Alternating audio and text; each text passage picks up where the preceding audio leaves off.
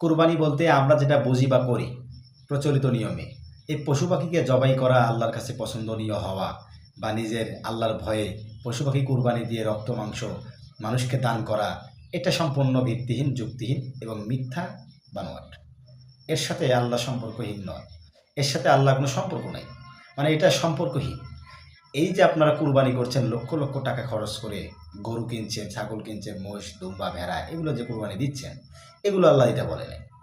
আপনি কুরবানি বোঝানে নাই। কুরবানি বলতে আল্লাহ কোরআনে কি বুঝিয়েছেন? আপনি কি কখনো আপনার হাতের কাছের কোরআন পড়ে দেখেছেন যে কুরবানি শব্দের বিষয় বা কুরবানির আয়াতগুলো কখনো দেখেছেন আল্লাহ কুরবানির ব্যাপারে কি বলেছে, বা কুরবানি শব্দ আদৌ কোরআনে আল্লাহ দিয়েছে কিনা? তাই আমরা যে কুরবানিটা মানছি, এটা মূলত মানছে আমাদের আলেমরা আমাদেরকে বলে, তাই তারা আমাদেরকে যেভাবে বলেছে আমরা তাদেরকে অন্ধ অনুসরণ করে যাই, কারণ আমরা ধর্মান্ত।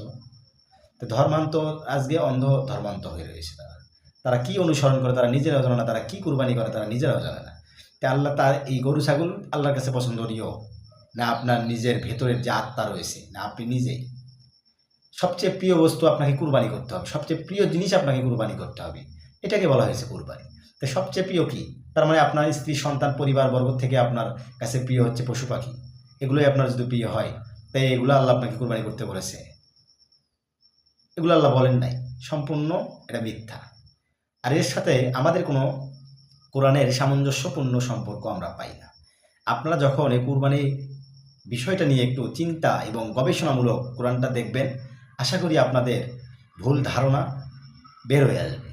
কারণ আপনি বা আপনারা যারা কুরবানিগুলো করেন, এই কুরবানিগুলো করেন কেন, কী কারণে?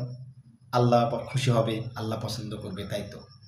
তাই আসলে আল্লাহ এই রক্ত বা গরু মাংস এগুলো কুরবানি দিয়ে বা কুরবানি দিতে দিতে বলে আল্লাহ খুশি হবে, এই কথা আল্লাহ বলেন না। বরং আপনারা পেট ভরে খাচ্ছেন, আপনারাই নিজেদের পকেট ভরাচ্ছেন। আপনারা যে কুরবানি দিচ্ছেন, এই কুরবানির সাথে কোরআনের কোনো সম্পর্কই নেই। নবীও এই কথা বলে দেন নাই। এখন আপনারা যে কোথায় এই কথাগুলো পাইলেন, এগুলো পেয়েছেন কোথা থেকে? হাদিস থেকে। হাদিস থেকেই মূলত আপনাদের আলেমরাই আপনাদেরকে এই শিক্ষাগুলো দিয়েছে। আপনাদের আলেমরা আপনারা অনুসরণ করে করে যাচ্ছেন, তারা আপনাদেরকে যে কী শিক্ষা দিচ্ছে, কোথায় গিয়ে গিয়ে যে আপনারা থামবেন বা কোথায় গিয়ে যে পড়বেন, তা কি কখনো চিন্তা করেছেন? একটাবার ভাবুন, আমি আমার আত্মাকে কুরবানি করব। কুরবানি কি? আমি আমাকে নিজেকে মেরে ফেলবো, এই কুরবানির কথা আল্লাহ বলেছে? বলেন নাই। আমার নিজের আত্মাকে আমি ত্যাগ করব। আমার সব কিছু পছন্দনীয় যা আছে সব আমি ত্যাগ করব, বিসর্জন দেবো আল্লাহর পথে। এটাকে বলা হয়েছে কুরবানি। আল্লাহ বলেছেন যে তোমাদের সবচেয়ে প্রিয় বস্তু যা রয়েছে তা কুরবানি করো, সেই কুরবানি দেবো আমি। তাহলে আমার প্রিয় বস্তু কি? আমার সবচেয়ে প্রিয় প্রিয় জিনিস হচ্ছে আমার সন্তান। আমি আমার সন্তানকে কুরবানি দেব। অর্থাৎ কি কুরবানি দেব? আমি আমার সন্তানের প্রেমে বা তার ভালোবাসার কারণে আমি আল্লাহকে অসন্তুষ্ট করব না। আমি আমার সন্তান, পরিবারবর্গ, সম্পদ, ধন, দৌলত, এগুলোর পিছনে ছুটতে গিয়ে আমি আল্লাহকে ভুলে যাব না। অর্থাৎ আমি আল্লাহকে ভালোবাসব, আল্লাহর ভয়ে নিজেকে অটল রাখবো, আল্লাহর পথেই থাকবো। আমি এটিকেই কুরবানি দেব। আপনি কোন কুরবানি দিচ্ছেন? আপনি কুরবানি বোঝেনই নেই। আপনি কুরবানি দিচ্ছেন কি, মানছেন কি? এই কুরবানি সম্পূর্ণ একটা মিথ্যা গুজব। আর শত শত বছর ধরে এই কুরবানি মানুষ করে যাচ্ছে। কেন? কারণ পূর্ব থেকেই করে আসছে। আপনারা আপনাদের বাপদাদাদেরকে দেখেছেন কুরবানি দিতে। তারা একটা গরু কিনেছে, সে গরু কুরবানি করেছে। ছাগল কিনেছে, ছাগল কুরবানি করেছে। আপনারাও তাই করে যাচ্ছেন। তাই আপনাদের হাতের কাছে যদি কোরআন না থাকে, তাহলে কি এটা আল্লাহর সমস্যা, আল্লাহর দোষ? চাইলে তো একটা কোরআন নিতে পারেন, আপনি নেন না কেন?